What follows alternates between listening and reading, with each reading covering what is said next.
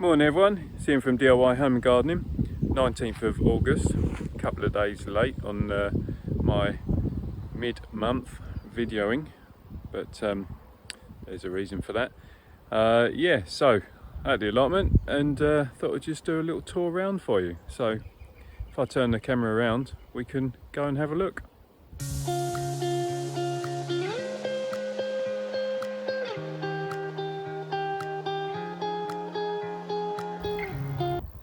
So basically this is going to be my final bed to be built. Going to get that done this morning. Thinking that this would probably be more a perennial type of bed, in as much as planting rhubarb, not the blueberries but the black currants will come in here, and I'll probably end up moving the Jerusalem artichoke end of season and also bring up the globe artichoke, so a bed more for permanent planting. Might even end up moving some of these as well, which are the walking onions. So I've got the bed of chilies, which as you can see there's plenty of crop coming, but the plants just haven't got going. I mean, as I say, it's overcast. It was absolutely hammering it down with rain last night, day before as well, on and off, so just not good weather for growing chilies in, but nevertheless it is what it is and they're doing okay. Still got the main potatoes to pull out as and when. The very late leeks, well, they're now starting to show some signs of growth. The beans, let's try and, so out the edamame beans, there we are.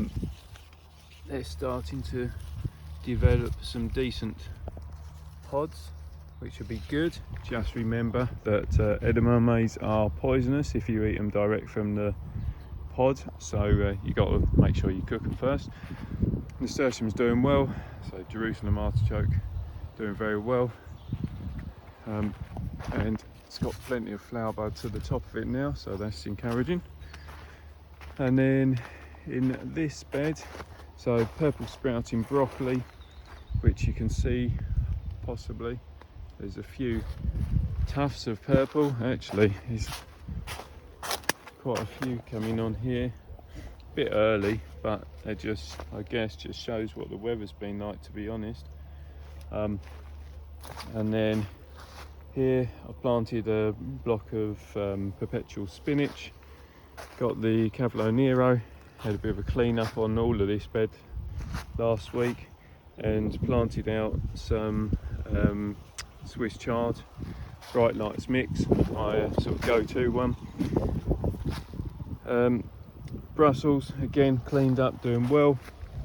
Then on this bed I basically went through and I cut back all the vines of the winter squash, so you can see that basically where you've got your squash, go 2 leaf joints past that, cut it back, and then that's going to make sure that all the plant's energies goes into finishing up the growth stage of the squash. I just saw a common lizard there. There we are. Yeah, finishes up going into growth stage of the squash and also into ripening, which, to be honest, it looks like it's worked already, and it's only been a week essentially since I did that. But it just tidies up the plot as well, and well, gets a bit more exposure to that. These are the mini hop sweet corns, and I've got to say they're absolutely amazing. Picked probably about 8 during the week to have, and just so sweet. Learnt the lesson from last year. So last year I treated them the same as normal sweet corn and allowed these tassels to go brown, which then made them taste like cardboard. But you want to harvest them when they just start doing that, so going sort of a limp stage really and off colour, and pull them like that and they're perfect. So yeah, really good.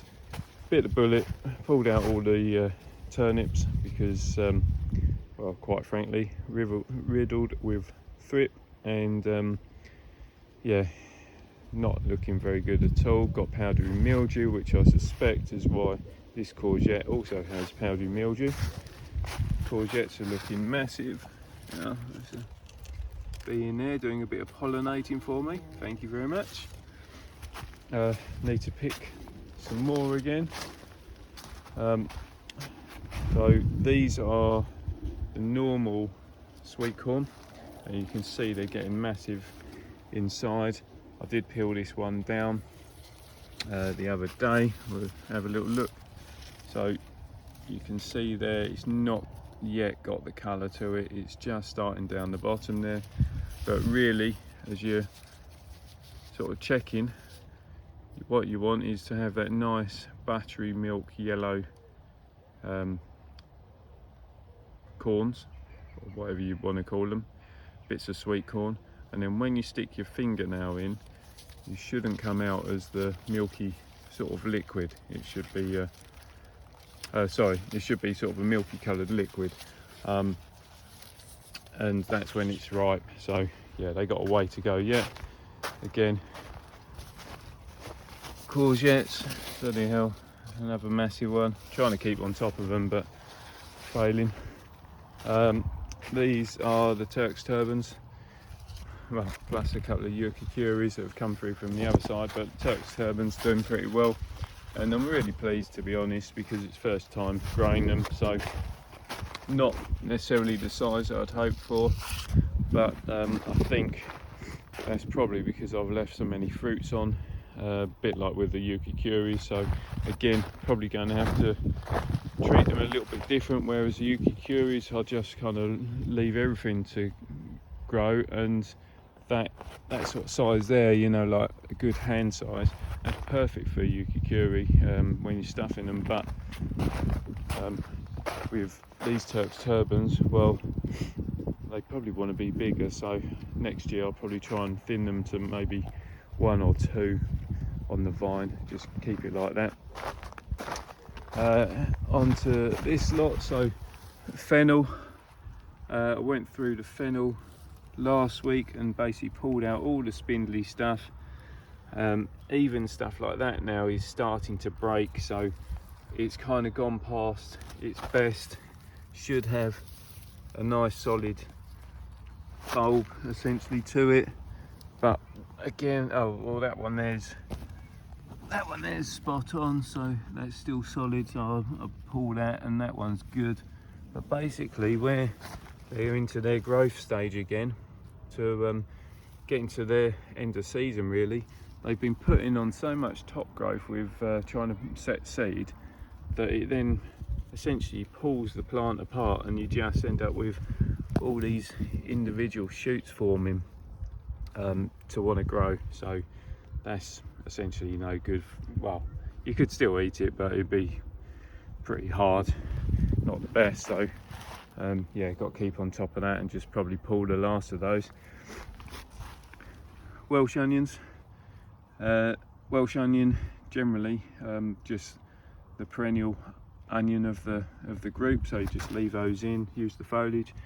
This year, because they were newly sown and newly planted, I purposely haven't picked anything. I just want them to get some strength into the base bulb, and yeah, and then they will carry on all through the winter, but they have that strength in them to then make up some good size for subsequent years. Really pleased with the celery. I mean, that's looking really good. You know, not show quality because it's not a show variety, but so good, so strong and upright, miles better than my first attempt last year. In this section I've pulled all the French beans. We had those, they were amazing. Pak choy, picked some, but to be honest, you can see the state of it now. I mean, the slugs, snails, everything has been having a field day. The only ones that are half decent, well, I say that, I was going to say the fill-in type ones, but I think, to be honest, I'll be pulling them out today as well. Beetroots, pulled most of the normal size ones. Let me show you on this. I'm left with kind of these ridiculously massive things.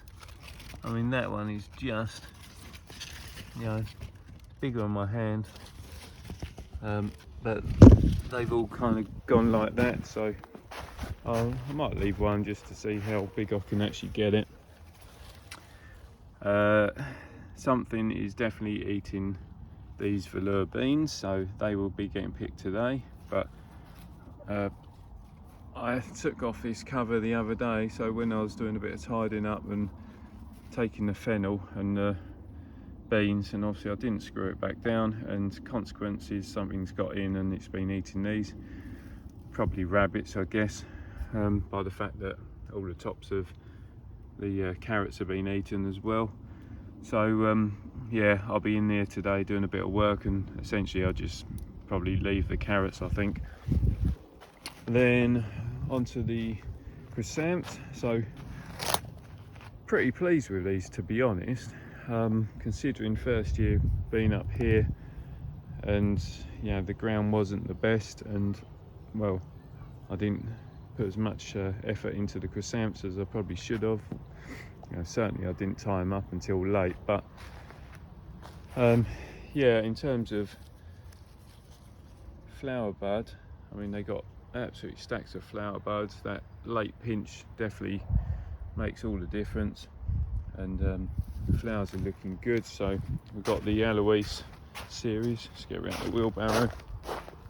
So Allotment pink, orange, might be white,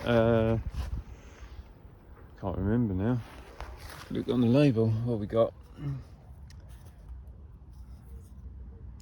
Primrose, yellow, white, and then Cowans, and there's Hindenburg there, and can't remember what the other one is. I can't be bothered to walk over there, but anyway, they're doing all right. I mean, these ones, so these Cowans are always late flowering, as in flower for Christmas time. Hindenburg, which has got the bud there. My ones at home have had some flower already, so up here they're obviously a little bit later, but it's not bad. It'll be all right. Be fine for some cut flower anyway. Sunflowers finished doing their thing. Now putting on the heads. Let's nip around and just show you the size. So these are variety Kong. So got some good size in there. You can see, you know, nice hand sizing. So they're just starting to dry out, which would be perfect for one, for saving a bit of seed, but also for using for the birds.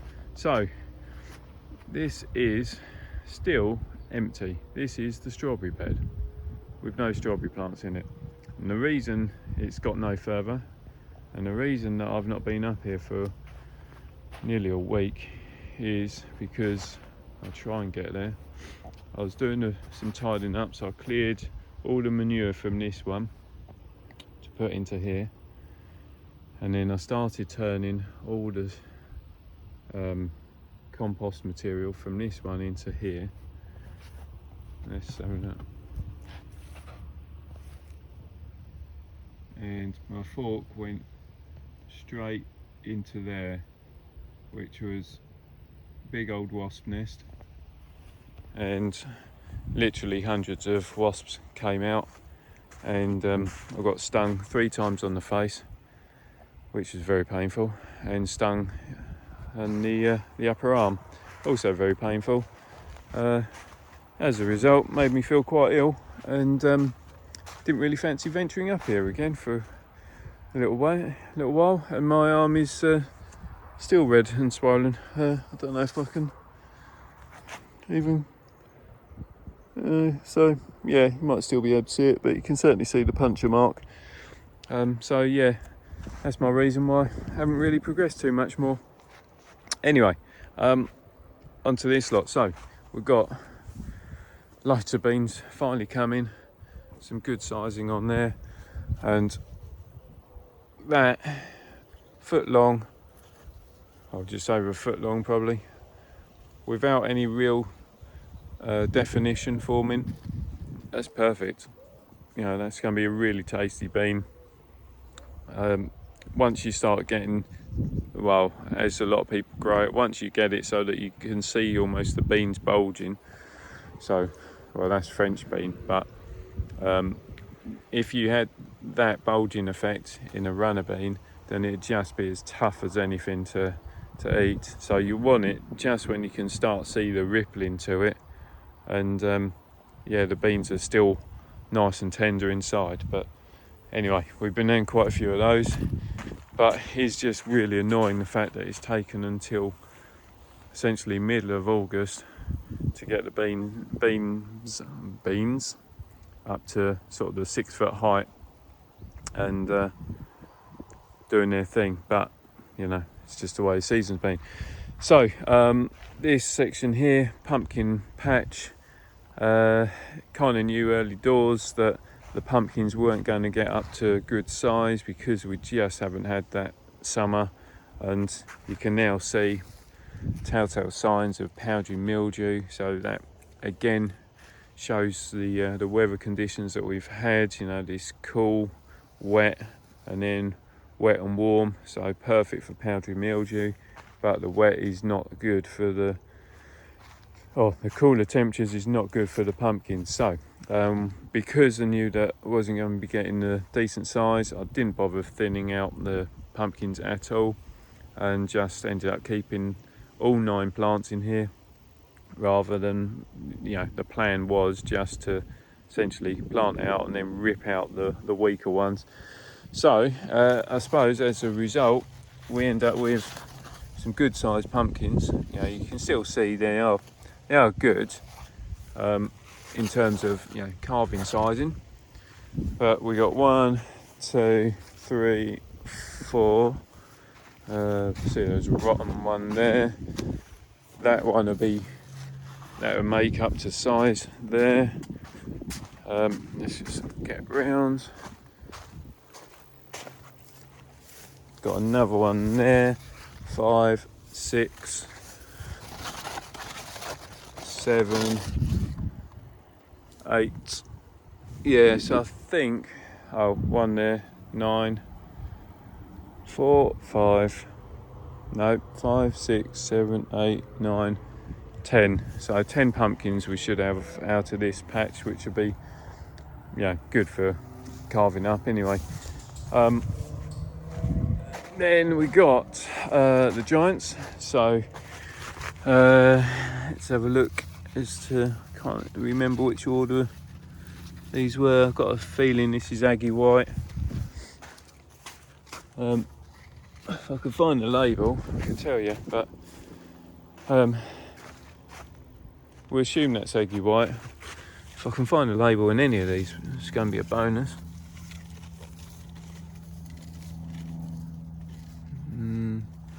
I think something's had my labels, you know. So anyway, large dahlia, Louis White, we know that. So first flower, again, you can see how big it is. It's probably, what is that, about 10 inches across, I reckon. But obviously it's got battered by the rain. That's looking better, although it's a bit twisted. With tomatoes that I'd experimented with growing up here, there's a couple, but to be honest, plants are rubbish. I'm surprised actually they haven't got blight by now, but they're growing just with no fruit production.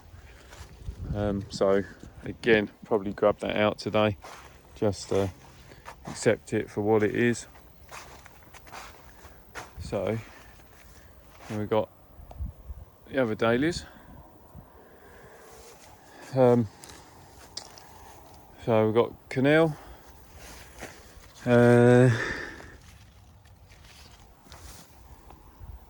Canal Bronze,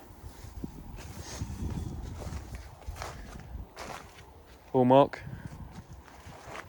Mary Stramander,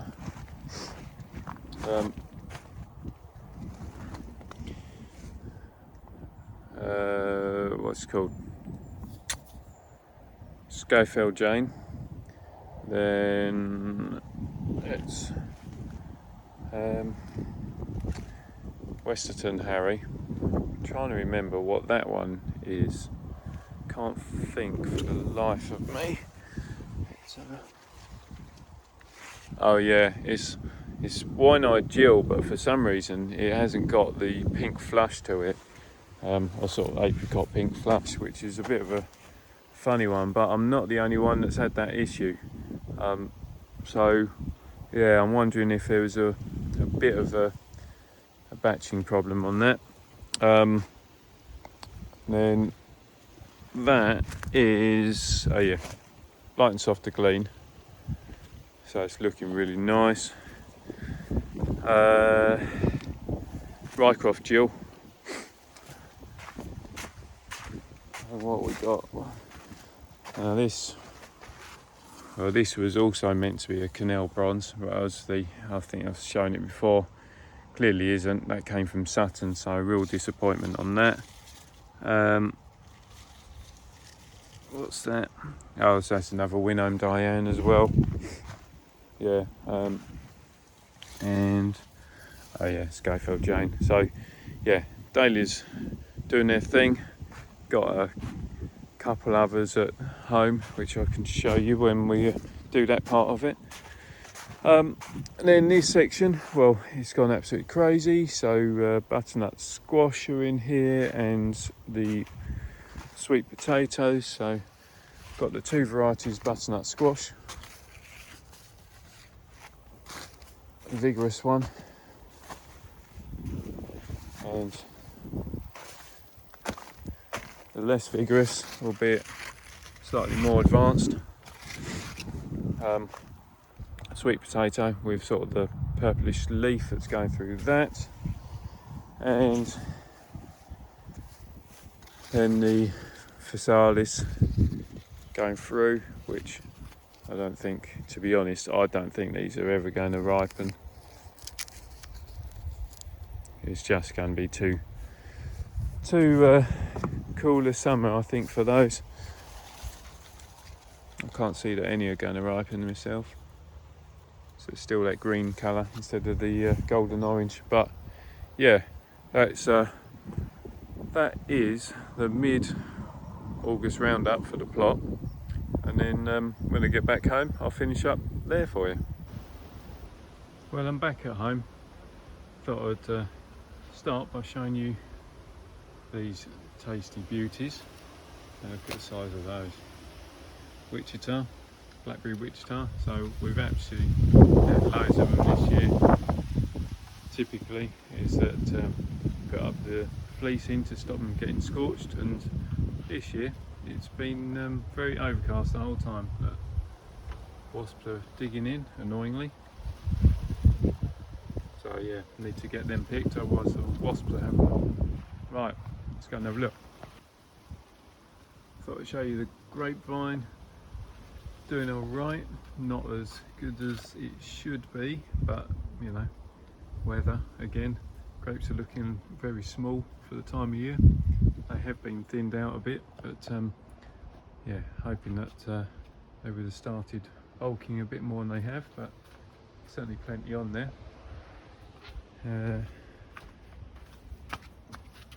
Aubergines, plant split itself apart, there's so much weight on there, but they've been really good. Some good size on that, that's a grafted variety. Then greenhouse, so plenty of cucumbers still in here.